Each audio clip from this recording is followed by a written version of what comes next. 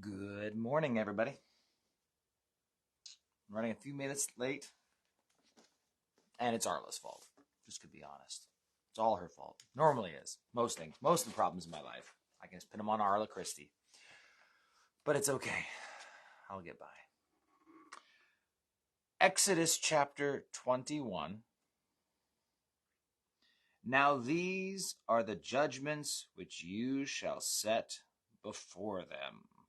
Bum, bum, bum. I mean, we could spend forever in these laws, to be honest. There's a lot, and I don't know how deep we're going to go on them all. There was part of me thinking, we should just start picking up the speed, because much of Exodus, what's left, we're going to have the building of the tabernacle. We're going to have these parts that are repetitive. But rather than talking about it, let's just dive in and get to it. So remember, Moses has now gone back up the mountain. God gave them a quick instruction on an altar. Really, I think chapter 20 should have just ended there back in verse 21. And then 22 just start these lists of commands. But we start off, though, with slavery, which reasonably could be a topic in and of itself. And so it says, if you buy a Hebrew servant, he shall serve 6 years. And in the 7th, he shall go out free and pay nothing. If he comes in by himself, he shall go out by himself. If he comes in married, then his wife shall go out with him. If his master has given him a wife, and she has borne him sons or daughters, the wife and her children shall be her master's, and he shall go out by himself. But if the servant plainly says, I love my master, my wife, and my children, I will not go out free, then his master shall bring him to the judges. He shall also bring him to the door, or to the doorpost, and his master shall pierce his ear with an awl, and he shall serve him forever. Let's at least get down. We'll get down to 11 because it all kind of wraps in. And if a man sells his daughter to be a female slave, she shall not go out as the male slaves do. If she does not please her master, who has betrothed her to himself, then he shall let her be redeemed. He shall have no right to sell her to a foreign people, since he has dealt deceitfully with her. And if he has betrothed her to his son, he shall deal with her according to the custom of daughters. If he takes another wife, he shall not diminish her food or clothing and her marriage rights. And if he does not do these 3 for her, then she shall go out free without paying money. So, here we now move forward, talking about slavery in the Old Testament. Now, it says if you buy a Hebrew servant.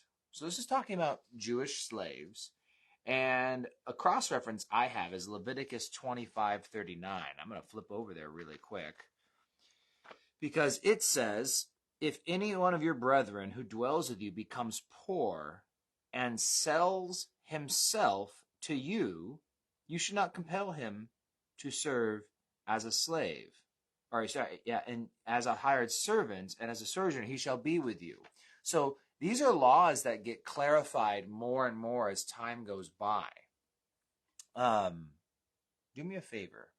If you're having any live stream problems today, let me know. Because sometimes Facebook on my side goes on and off, and I can't tell if people are actually getting kicked off and getting back on, or if it's just what I'm seeing. So if Arla, Susan, someone would chime in, Panfilo, let me know if you're watching the full stream or if you've gotten booted off. Okay, moving on. So the idea is a Hebrew person would sell themselves into slavery. Okay, thank you, Arla.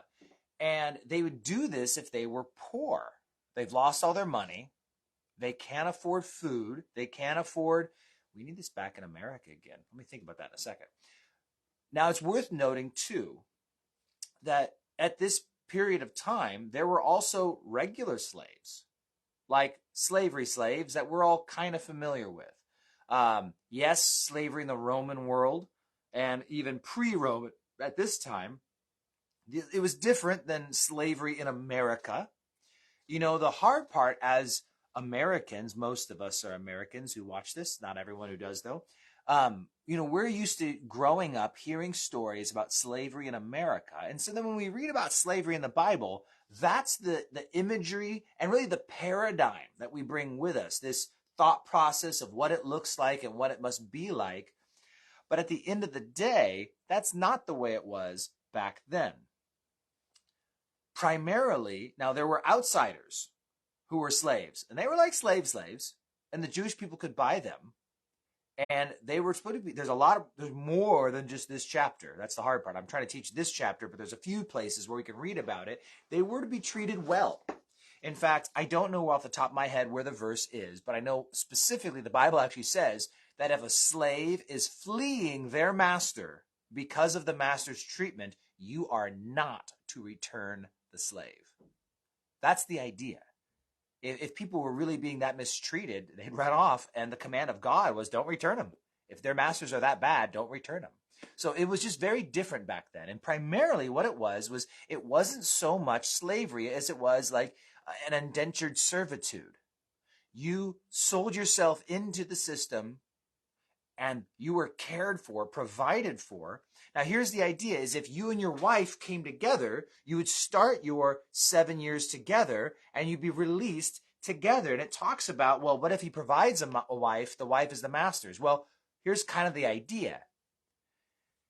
It's not so much like you'll never see your wife again.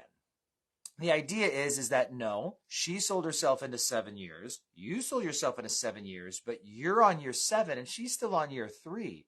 She still has to pay off her debt. Make sense?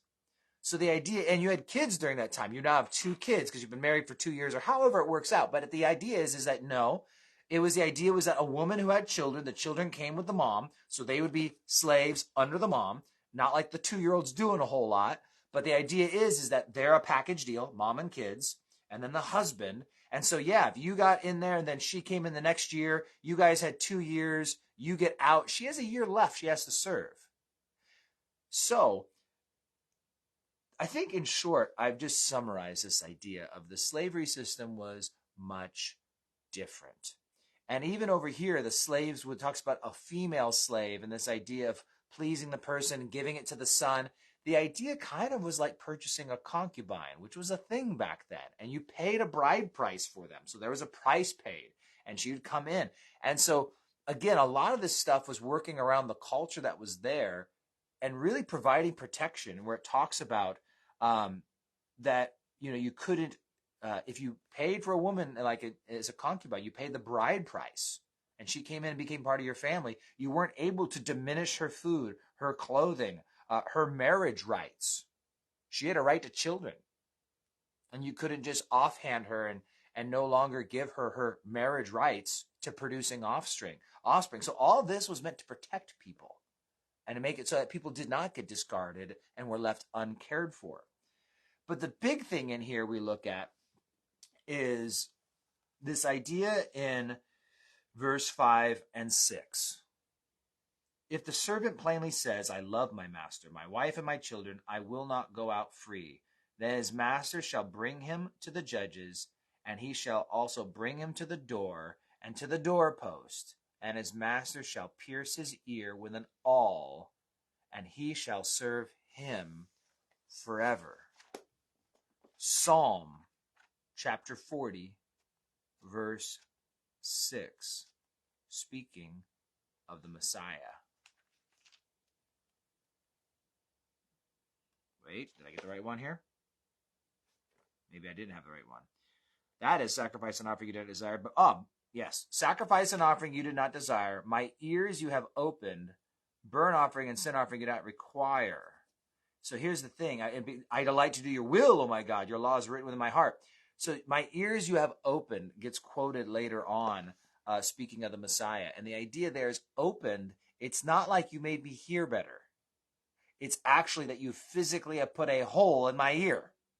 This is speaking of that awl right here, where the doorpost entering into the Father's house, they pin you to it. It's not just piercing an ear. It's like taking the nail and going tink, tink, tink, and now you're stuck to the door. But it was just a short ceremony that shows I'm pinning myself to this household. I'm going to become part of this household forever. And so once again, the fact that they have to have a ceremony and a procedure for slaves to choose to be slaves for the rest of their lives, obviously they're not being treated too poorly if they're making this choice. And you find this a lot. Maybe you guys have seen the old movie Ben-Hur. I know there's newer renditions. I've only seen the Charlton Heston one. But the people in the household, they're slaves. And you remember how close of friends they were? When Charlton Heston's talking to the guy and there's his daughter, and Charlton Heston falls in love with the daughter, right? And she's a slave girl. That's the idea, is they were all slaves. And so the idea is that there were good relations, but you could decide, I want to be a slave for life. And that's what we see in the New Testament, when Paul always refers to himself as a slave of Jesus Christ. Doulos in the Greek. We're slaves of Jesus Christ. We've decided I want to be a part of his household because I have a good master and I want to serve him forever and I want to be his slave. And a little bit of what we talk about this Sunday too is this idea that we're all a slave to something, and most people are a slave to sin. God has set us free from our sin so we can be a slave to him. But he's a good master, and I want to be his slave because he's provided for me a wife and kids and a home and an inheritance. And that's the idea. So there's a beautiful type here. There's a picture here where I want to be a slave of God and let him be my master. Now, I'm a slave, so he tells me what to do. And I obey because I'm a slave. And yet, I'm a willful slave, a slave by choice. I was allowed to choose to say, pin this ear to the door because it's a good God and he takes care of me and he provides for me and gives me everything I need. And I don't know why I'd ever want to go elsewhere. And like in today's McShane reading from John chapter 6, many people, disciples, it says, left after the bread of life discourse because it was a confusing sermon. Jesus said some weird stuff like, you got to eat my body and drink my blood. And people are like, we're going now. And Jesus looks after the disciples leave and he looks at the 12. Are you guys going to leave too? Peter says, where else can we go? You alone, Jesus, have the words of eternal life. You see, they recognize that there's a lot of places you can go. And if you're looking for something else, you might need to look elsewhere. But if you want the words of eternal life, well, you look to him. And when you realize, well, are you willing to become my slave? If you get it, it's a no-brainer. Yes, I would love to become your slave. I would love to be obedient to you and yet be provided for and protected by you because I'm your property. I belong to you, God, and so I'm your problem now. No longer do I have to take care of myself. It's you who's going to take care of me. So, a beautiful picture here found in slavery, servants in the Old Testament.